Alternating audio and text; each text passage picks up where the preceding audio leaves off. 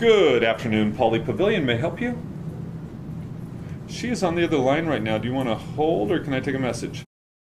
4, 3, 2, 1. Time for a hook shot. Oh, nice shooting door.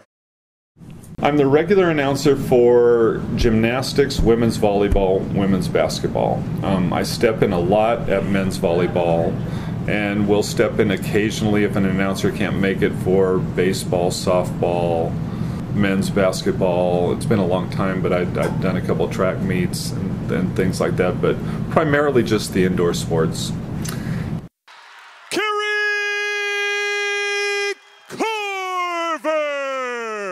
Thank you, Atonye Nyingafa. Well, anyway, at UCLA, once the Wooden Center opened, we used to have men's and women's volleyball and women's basketball and gymnastics over there, in addition to at Pauley. And so for there, we didn't have a sound engineer, so I would set up the mic and do a mic check. And so Gina Vecchione, who's now one of the assistant women's softball coaches, but before then she worked in game management, heard me doing the mic check a few times. And one time the announcer got stuck in traffic driving down from Santa Barbara. It was a rainy day and there was an accident or something like that. He couldn't make it. She asked me if I'd do it, and I announced the game, and the coaches liked me, and you know, it was fun for me. It was like a Jed Clampett moment. You know, are you familiar with the Beverly Hillbillies?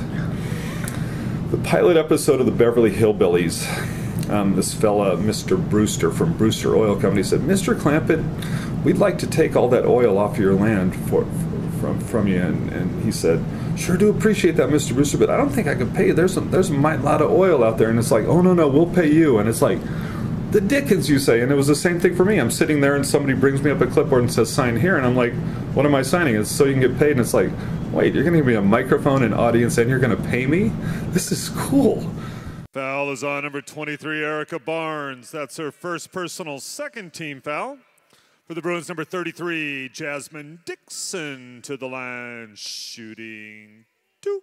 I worked in recreation as an intramural official and student supervisor and all that stuff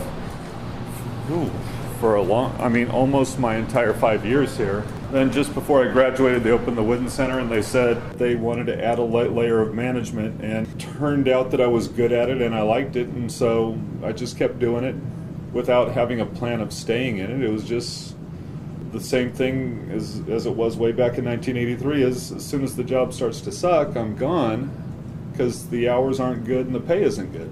But the job still hasn't started to suck yet, so we're, you know, we keep coming. Traveling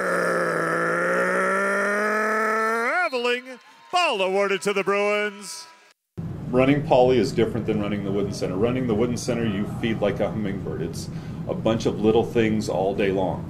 And you know, that job is primarily interruptions, and you're running crazy, but it's all smaller things. Whereas here you feed like a boa constrictor, where most of the time there's 15 people in the building, and then a couple times a week there's 13,000. So, you know, it's like nothing, then you're swallowing a giraffe whole.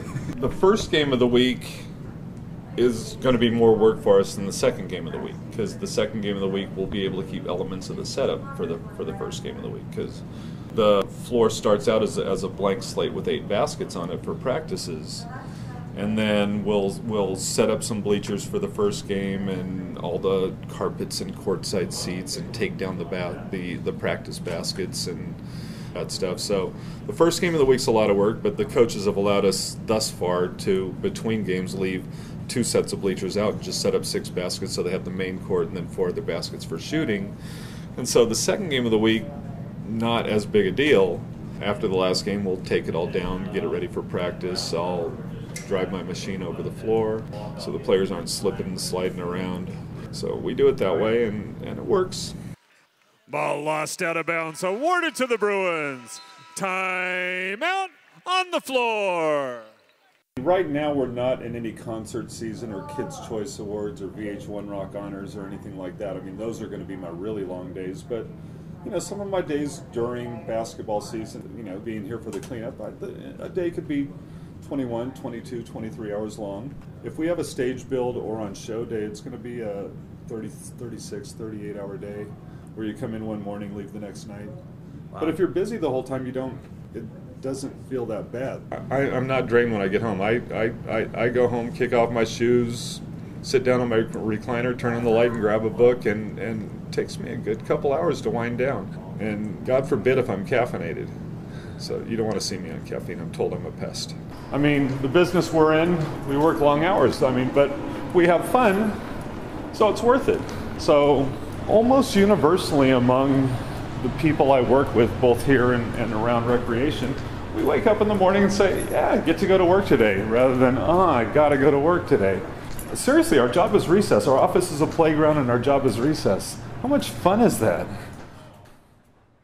And that concludes today's game with the score: UCLA 73, Arizona 57. The Bruins will be back in action Sunday, January 27th at 2 o'clock p.m. when the Arizona State Sun Devils take on your UCLA Bruins right here in Pauley Pavilion. We'll see you there.